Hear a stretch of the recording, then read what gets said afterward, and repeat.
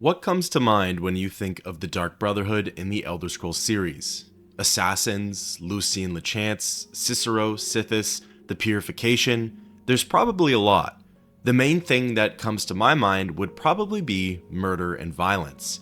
This faction is built upon slaying others and sending their souls to the void, all in the name of the Dreadfather and gold.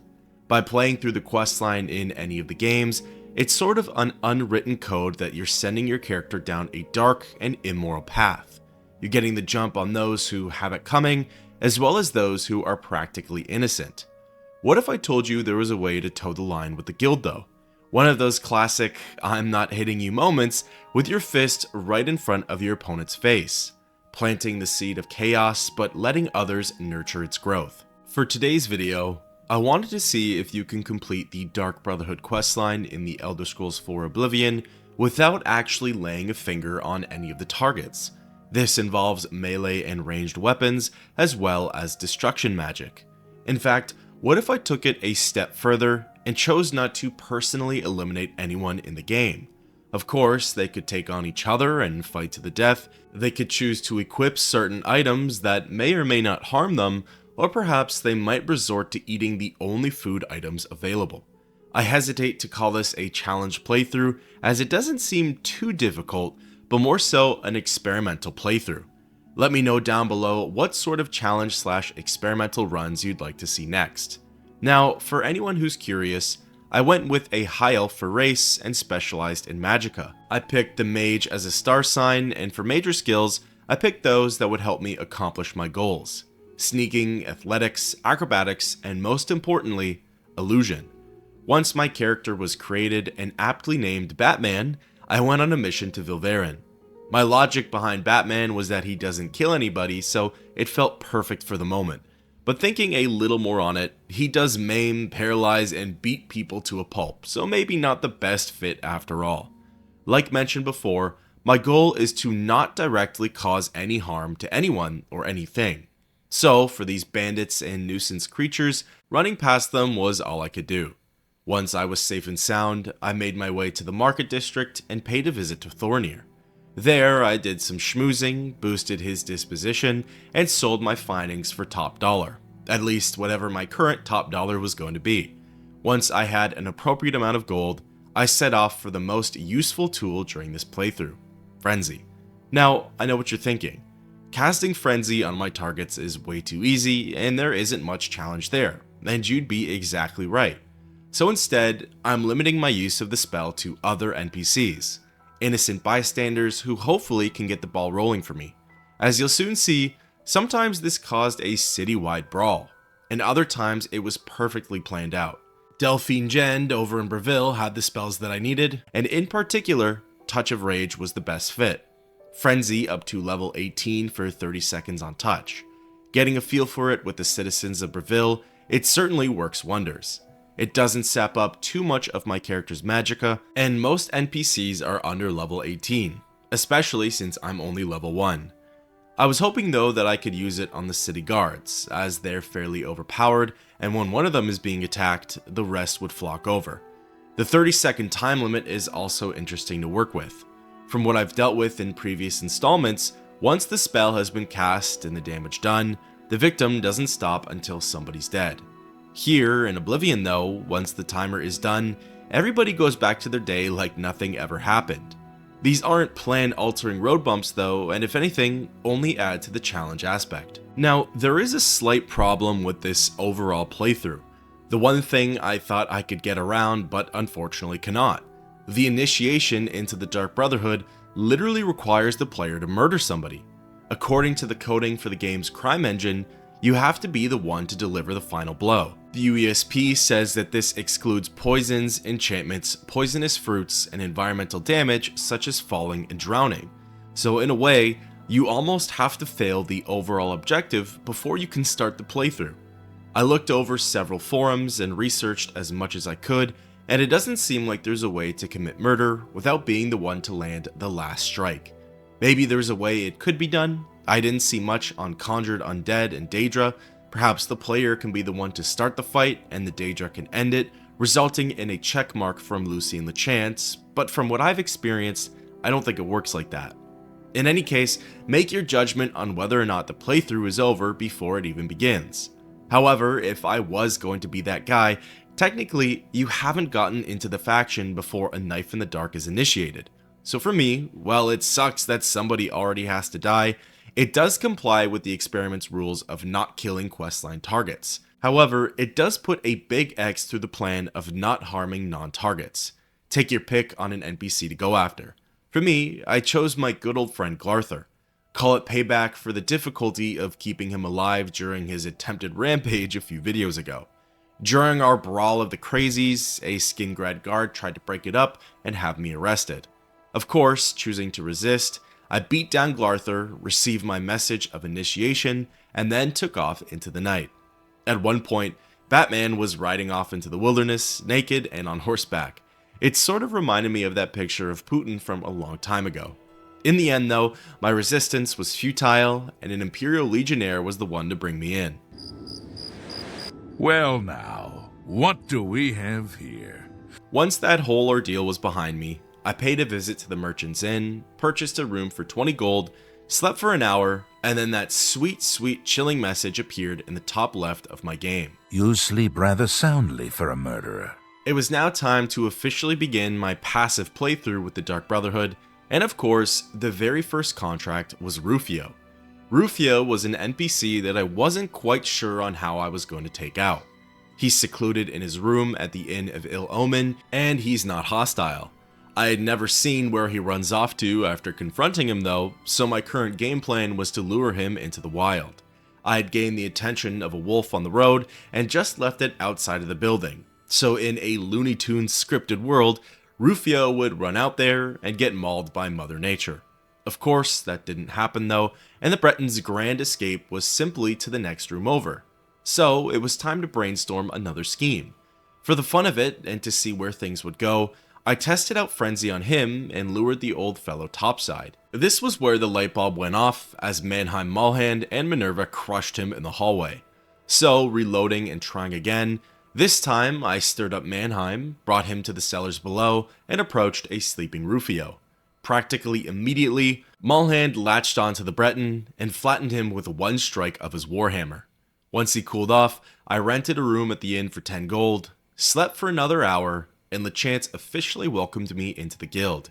Eager to get going, I fast traveled to Shadenhall, met with Ochiva, and got the wheels turning with Vicente. My next target was Gaston Tussaud, the captain of the Maria Elena in the waterfront of the capital. I knew this was going to be an easy one. Pirates are aggressive and are at odds with the citizens of the Imperial City. Traveling over and boarding the ship, the crew was immediately hostile as soon as I stepped foot onto the deck. Luring them back to the lone watchman and having him take all of the heat, I returned to the boat and went inside of the captain's cabin. There, Gaston Tussaud was sitting down, and I was able to taunt him with my Dreadfather threats. Hightailing it back out into the waterfront, Gaston was on my rear, and the watchman was still dealing with the lackey pirates. So, running circles around their battle, occasionally taking some slashes from the captain, the soldier was finally ready to come and defend me. Before long, he delivered the killing blow, and that was the last Cyrodiil's heard from the Maria Elena crew. Well, maybe not all of Cyrodiil. Returning to Shadenhall, the game got me pretty good with its scripted event. Captain Tussaud, are you alright, sir? I half expected some pirates to walk through the city gate, but luckily that never happened. Speaking with Vicente, he gave me a reward, and of course, my next challenge. This one I had thought of many times in my head before actually embarking on the playthrough, Baenlin the Wood Elf. Baenlin sits alone in his home and is guarded by Grom, his servant.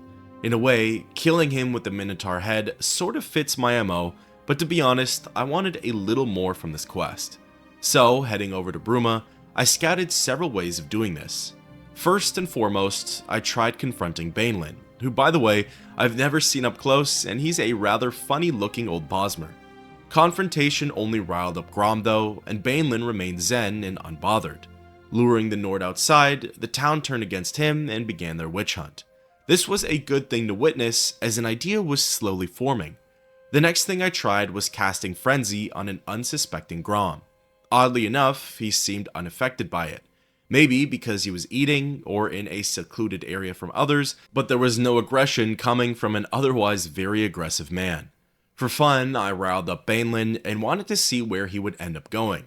It seems like this was the only way the Wood Elf was actually going to leave his home, as otherwise he stays put. Finally, with a plan in mind, I kicked things off. In truth, the plan required a lot of luck and right time, right place sort of events. Getting a city-wide brawl started, guards and citizens were throwing punches, swinging swords, and firing arrows. I then went into Baenlin's home and provoked Grom. This brought over a whole blockade of soldiers, as well as the unsung hero, Fetid Joffenhild. Once Grom was dead, I got Fetid to stay behind by talking with him over and over again. His farewell message would stagger him from the guards a bit, and this created enough physical distance between him and the other NPCs.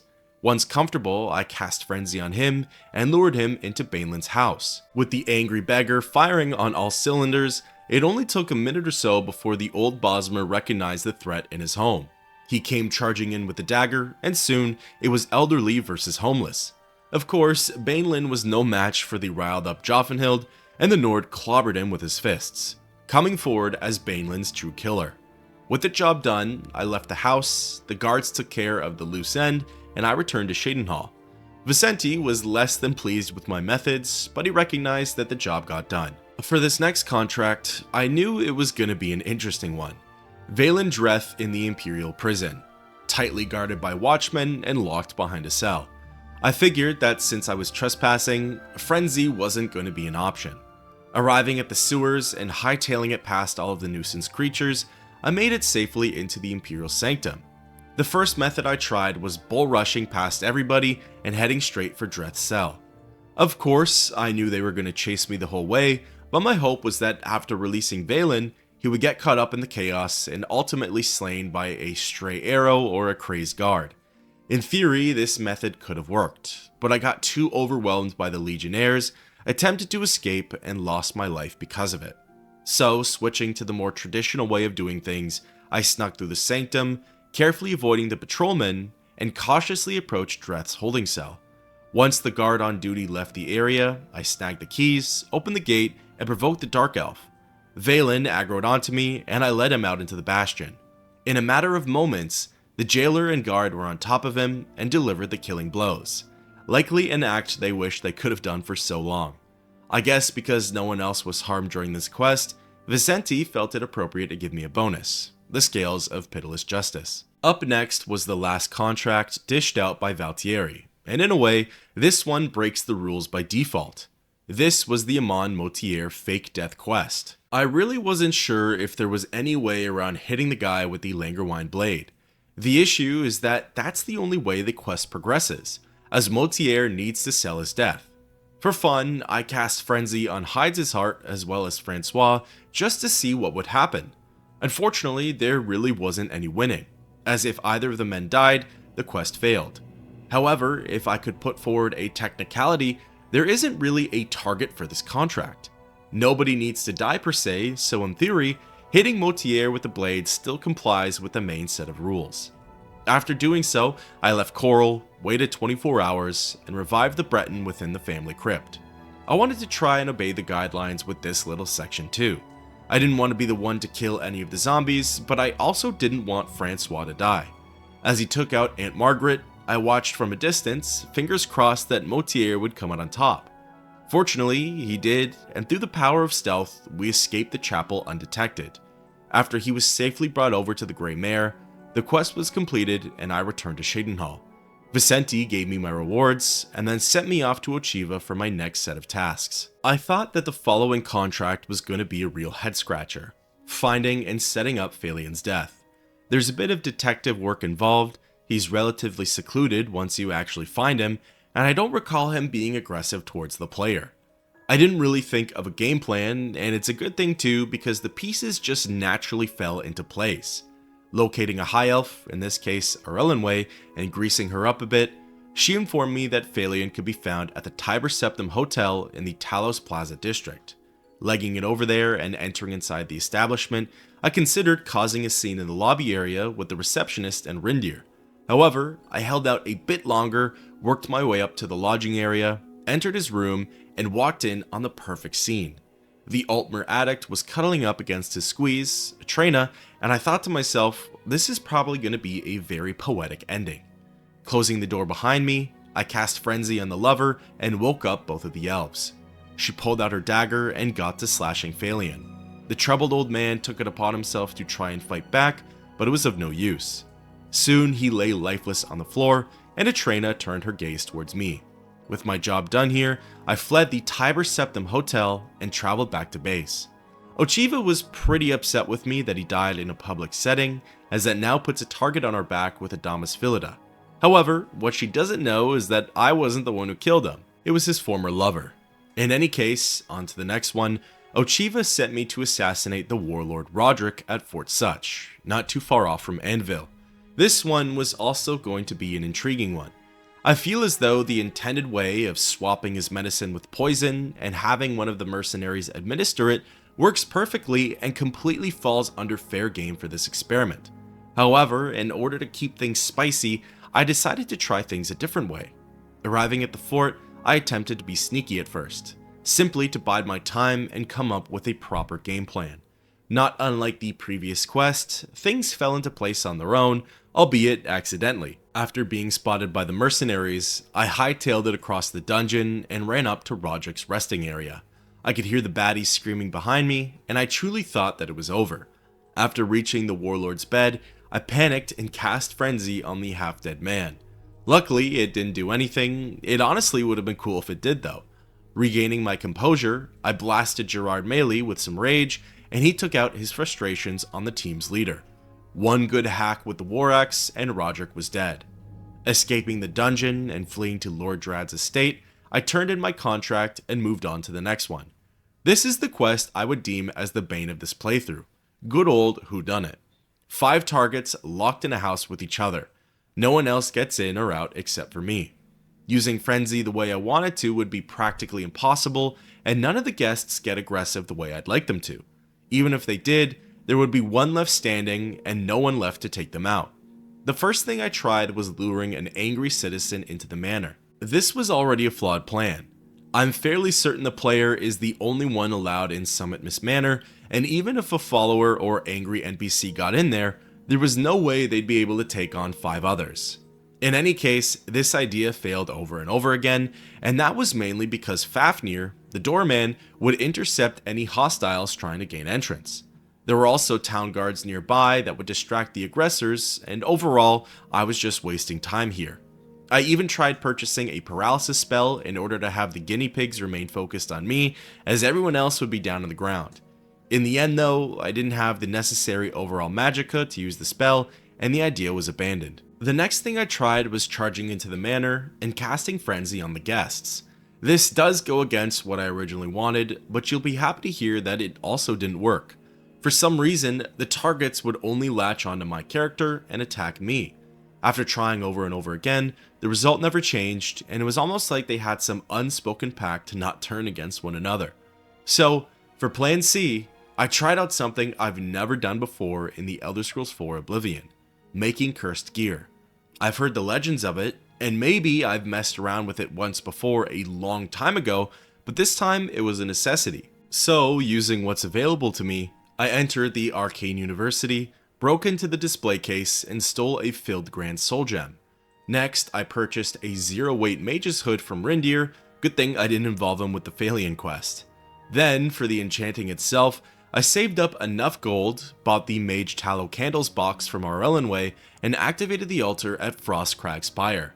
Using fire spells, the hood, and the gem, I crafted H, the overpowered death device that every headgearless NPC in Oblivion should fear.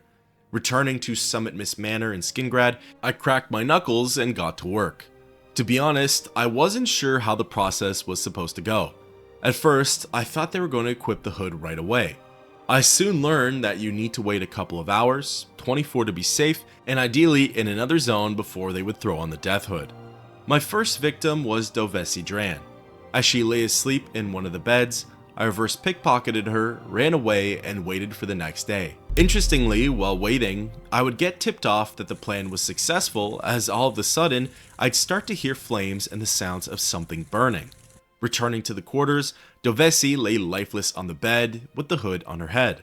This method kind of reminded me of Halloween 3 Season of the Witch, if anyone's seen that film. As for the next victim, Mathilde practically volunteered herself as she thought it a good idea to lay on top of the dead Dunmer. Reverse pickpocketing her and waiting for the appropriate amount of time, I awoke to her body engulfed in flames, and the Breton was quickly dead soon after. Continuing with the rampage, my next victim was Primo. This turned out to be a mistake though. Once there's only a few survivors left, Neville takes it upon himself to get fully decked out in Legion gear. This meant he wasn't going to be putting on any mysterious hoods that randomly ended up in his inventory. So reverting back and dooming the Red Guard next, the remaining 2 survivors were panicked and jumpy. After eliminating Primo, it was just Nels and I. I thought for sure though that he was going to catch on and get the jump on me, rendering my time here pointless. He did call me out as the killer, which is untrue, as I never forced anyone to put the hood on, and simply left it at that. No violence or altercations. So I reverse pickpocketed the Nord, waited 24 hours, and once the time was up, I got the quest notification that my job here was done. Returning to Ochiva, she gave me my next contract, which was the assassination of Adamus Philida, a job that I was not looking forward to. He's protected by a bodyguard, and if made aggressive, the whole town of Leywen fights by his side. Arriving at the city, I actually spotted Telangel out on one of her intel gathering missions. Thinking it'd be funny to cast Frenzy on her, she caught the attention of the town guard and was slaughtered in the streets. I don't know what I thought was going to happen, but for some reason not that. Now, deciding to let the events play out, I realized that this was actually taboo. She's a target in the literal next quest, and I used Touch of Rage on her. If you'll excuse that one mistake, the rest should go just fine. Now, back to Philida, the first thing I tried was being direct with him. I told him that the Brotherhood was here for his life, and of course, a fight broke out. Wanting to see who might come to my aid, nobody did, and in fact, the literal whole town was on me, so that plan did not work. The next one I thought of was using the hood on Adamus. While swimming, he's practically naked and not wearing any armor or helmet. The only issue was that his bodyguard always kept a watchful eye over him, making it very difficult to access his inventory. So, I took it upon myself to forcefully move him into the pond and far enough away from the retired captain. I worked the angles until I found the perfect undetected spot to plant the hood on Philida. Once done, I ran to another place in town and forced the 24-hour wait. My only worry was losing track of Adamus' corpse and not being able to retrieve H. Fortunately, my mind was eased. As soon as the wait was over, I saw that the quest marker had him still in the pond, and I got the notification that the captain was dead. Going to take H back, the bodyguard saw me and aggroed on. Apparently, the whole city was furious at me as they all began chasing me down. As long as Philida was dead though, I really didn't mind that much. Exiting the city, stealing a horse, and galloping to safety, I fast traveled back to the sanctuary. Ochiva rewarded me with some gold and informed me that Lucy and the Chance wanted to speak with me, meaning that big things were coming. This of course is alluding to the purification, potentially one of the more difficult schemes to pull off here, perhaps even rivaling Whodunit. Before I set off for the fort, I had to see what would trigger my brothers and sisters. Maybe there's a way to make them aggressive, turn on each other, or maybe even frenzy could work here in some capacity. Unfortunately, it was a giant none of the above, and I decided to try out the hood on Mirage Dar, the jerk of a Khajiit. After waiting 24 hours, I couldn't find the guy anywhere and started to worry that my cursed object was gone. However, after running into the sleeping quarters, I heard the sounds of burning along with the noises of restoration spells. Mirage had equipped H, but was doing a good job at fighting off the enchantment. Any damage taken, he was able to negate its effects. Although, his powers could only last for so long, and after a little bit, Dar succumbed to his burns. I also did the same method with Valtieri. Even though he seems nice, the guy always gave me the creeps, and I had some twisted feelings about seeing a vampire go up in flames. Unfortunately for Vicente, he had no means of combating the curse. Wanting to draw the process out a little bit, I sought out LeChance at Fort Farragut, and he gave me my official orders as well as some poisoned apples. By his quote-unquote workstation, he had a locked barrel that also contained 10 more deadly fruits. I knew I wanted to use these, but little did I know it would be easier said than done. Returning to the sanctuary and retrieving H from Vicenti's corpse, I then went ahead and swapped out all of the food here for poisoned apples. This included everything in Ochiva's private quarters as well as the living quarters. Specifically honing in on the Argonian's demise, I waited until her one meal a day and saw her take the poisoned apple. Apparently, this had no effect on her though, as she continued to snack away. Maybe she pocketed it for later or has a crazy immune system. Disappointed in the outcome, I took out my frustrations on Antoinette Marie and planted the hood in her inventory. Before committing to the 24 hours, I checked the other mousetraps and saw Gogren eating at the table with all of the apples. Unfortunately though, he had no appetite for fruit and brought his own meal, or something of the sorts. So, systemically and one by one, I let the cursed mage's hood do its thing. First was Antoinette, next was Gogren, following that was Ochiva, and the last was Tainava. Although, for the male Argonian, he was already wearing a shrouded hood, so H wasn't going to work on him. In an act of desperation, I left poison apples out everywhere and even left one in his inventory. Crossing my fingers and praying to the divines, I waited for 24 hours and miraculously received the notification that the purification was complete. Tainava must have eaten one of the apples because I have no clue how else he would have perished. In any case, a win's a win, and I returned to Lucien at Fort Farragut. I was now entering endgame territory for this questline, and a lot of these takedowns were actually easier than what I had already dealt with. The next target was Keladane in Leafrot Cave, the necromancer who's in the process of turning into a lich. Similar to Bad Medicine, I think it's completely fair game to take the Sands of Resolve and watch his life force get depleted. However, in identical fashion to Roderick, I wanted to try something else. Sneaking past the undead in the cave, I was able to run up on the High Elf and catch his attention. He turned aggressive and chased me out of the dungeon. Little did he know though, Shadowmere was waiting for me on the outside. At first, he was smart and only a few skeletons came funneling out, but after trying again, this time the Altmer rushed through the door and Shadowmere got the jump on him. Unfortunately, in classic Necromancer fashion, Keladane would cast some spells and then run away. This was a crazy counter to the horse's slow, heavy attacks, and things were starting to look bleak. However, after some perseverance, trusting the process, and doing my best to physically hold Keladane down, his magicka soon ran out. He tried to take on Shadowmere with his fists, but of course, it was futile, and the demon horse trampled the Necromancer, completing the kill for me. Snagging the next set of orders from the Dead Drop and Coral, it was time for the Draconis family slaughter. For this one, I really didn't have any thoughts on one way or another if it was going to be hard. To be honest, I figured some were going to be trickier than others, but I also knew that with the tools in my arsenal, there would be ways to defeat the 5. The first one is Perennia Draconis, the matriarch of the family. On my way over to Applewatch, I passed by the 2 legionnaires who were engaged in a duel to the death via archery. This gave me an idea. Wandering into the cottage and speaking with the widow, I provoked her and got her to aggro onto me. From here, I was able to lure her over to the legionnaires, and I crossed my fingers that they'd be on my side.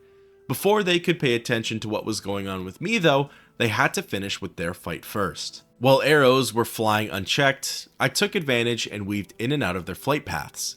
I managed to get Perennia tagged twice before one of the foresters perished. Finally, once one of the men went down, in what felt like an act of frustration, the surviving forester killed her immediately after, making him as Perennia's true killer.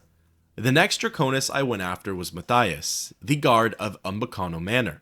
I tried really hard to provoke him and instigate a fight, but he demonstrated self-control and stayed his blade. Wondering where to go from here, I waited until daytime and Matthias entered the manor. In the front entrance were the 2 NPCs, Jolring the butler and Ushija the second guard. Casting frenzy on both men, the bloodbath had begun. I didn't think Jolring would be the main damage dealer here, so my hope was placed in the Argonian. Most of the battle was a 2v1 against Ushija, but occasionally the heat would switch over to Jolring. Surprisingly though, the Argonian was resilient, and after the Nord went down, it was bodyguard versus bodyguard. From the way Matthias' help was dropping, I knew the match was over, and soon Ushija came forward as his true killer. The next kid was Andreas Draconis over at the Drunken Dragon Inn, and this one was a cakewalk. Arriving, I taunted him with his mother's death, and he came at me swinging. The Imperial Legionnaire stationed there likely only saw me getting attacked and not the lead up to it, and of course he took my side. So, while Andreas tried to get his revenge, I stood behind the soldier and watched him cut down an innocent man. The next one I figured I'd have some difficulty with, Celia Draconis of the Leyawiin Guard. I knew there was no real way of provoking her, as she would just sick the town watch on me. After casting Frenzy on a nearby citizen and watching how poorly that went, it was time for Plan C, Old Reliable H. Planting it in her inventory and waiting for a couple of hours, I was surprised to see that she wasn't dead yet. Curious as to if she had equipped it or not, I wandered into the Three Sisters Inn and up to the second floor. Going through the west door, I walked in on a burning Celia Draconis sitting in a chair, practically accepting her fate. After a few moments, she exploded, and all that was left was Sibylla Draconis, the isolated feral Imperial. Arriving at Muck Valley Cavern, I positioned Shadowmere perfectly outside of the door to be ready at a moment's notice. Bull rushing through the nuisance creatures, I located Sibylla at the back of the dungeon and lured her outside. There, Shadowmere caught her off guard and trampled the sole survivor of the Draconis family, permanently ending their bloodline. Probably. I can't say for certain if she was the last one or not. From here on out, I had very high hopes for the next few contracts, all solo travelers who could be provoked into a fight. First up was Jagasta in Bruma. For this Khajiit, I forgot one very small detail. He had apparently paid the town guard off to look the other way in preparation for battle. So, starting beef with the cat, I couldn't rely on anyone from the outside to help me out here. The key word there though is outside. I knew there was one place I could count on getting help, even if I wasn't part of their crew, the Fighters Guild. Running inside of the desolate hall, I cast Frenzy on the only two guildmates as well as the porter and watched as the mayhem unfolded. For some reason, they decided to just fight each other instead of the crazed Khajiit boxer. The porter, however, remained calm for a time. It was only until the Orc and Argonian fled the building that he decided it was go time. To my relief, he unsheathed his blade and came to my aid. As I stood out of reach from Jagasta on the other side of a table, he never took his attention off of me and allowed the porter to hack and slash at him freely. It took a while for the Breton to complete the kill, but finally, it was he who could be called Jagasta's true killer. The next contract was as simple as it gets. Shaliz, the Argonian hunter, held up in Flooded Mine. Flooded Mine was just barely 200 meters away from Leyawiin, which meant an easy lure and a quick kill. Locating her in the dark waters of the cave, I dragged her all the way to the city and watched on as Shadowmere and a town guard defeated her, making my job really easy. My next contract was out on Alval Uvani, the traveling dark elf merchant. I was thinking about using his honey allergy against him, and watched on as the townfolk of Skingratz slaughtered him in a craze. However, it ended up being much simpler than that. Arriving at the Westweald Inn, the Jimmy Neutron brain blast moment went off as soon as I saw Maglier, a Fighters Guild member who has essential status. Watching Alval move around the inn, I cast Frenzy on the Bosmer and Irina Jaranis. I then watched on as the chaos unfolded. To Uvani's credit, he has a decent amount of health. It didn't seem like he was going to go down easily, and worst of all, the three combatants took the battle outside. The town guard got involved, and Alval had an easy out. It was practically right there for him to just leave. However, he let his emotions get in the way and decided to turn his frustrations towards me. This caused the town watch to come to my aid, and before long, a guard cut him down in the streets, placing him as Alval's true killer. With only 2 contracts left, I could see the finish line in the distance. This next quest was going to be interesting. Halvelstein Horblood, the isolated Nord, protected solely by Redmaw, his pet wolf. Luckily, I could cut the travel time to Knoll Mountain way down by heading over to Frostcrag Spire. Wanting to keep Shadowmere out of this one, I came up with the idea of trying to turn Redmaw against its owner. Casting a weak frenzy spell from a distance, it did literally nothing to the wolf and provoked the Nord to come and attack me.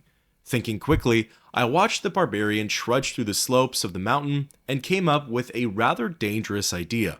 Finding a steep drop-off, I made the leap of a lifetime down and took some serious damage. The goal was that Whoreblood would follow me all the way. As he began his descent, I could hear his cries of pain and the cracks of his bones. As I did one more great leap, draining my health to less than half, I promptly received a notification to go to the next dead drop. Looking up the mountain, I saw Havelstein's broken body slowly sliding down the slopes. It seems like Mother Nature and the Gerals could be claimed as the Nord's true killer. The final contract for the Dark Brotherhood was of course to kill Ungolem the Listener. This one I had no worries about.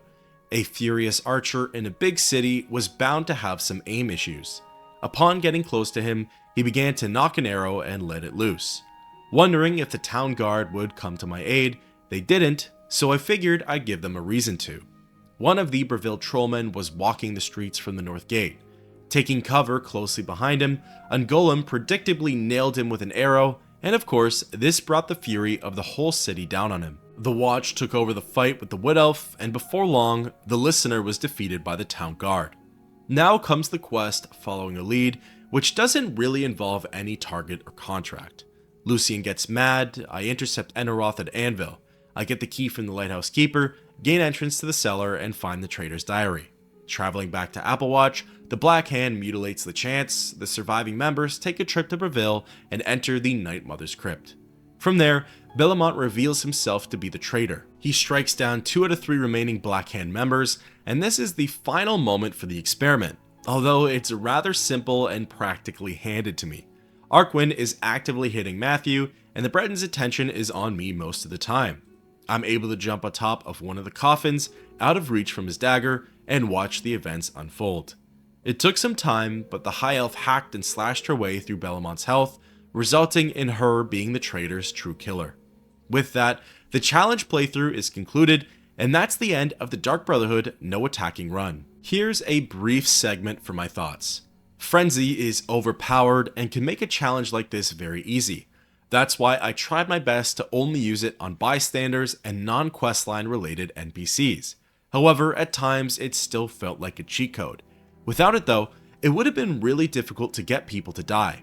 Other than cursed objects and poisonous fruits, I'm not sure on how you would put people in life or death scenarios, especially without causing them any direct harm. Speaking of which, the cursed hood was brilliant and lots of fun to use.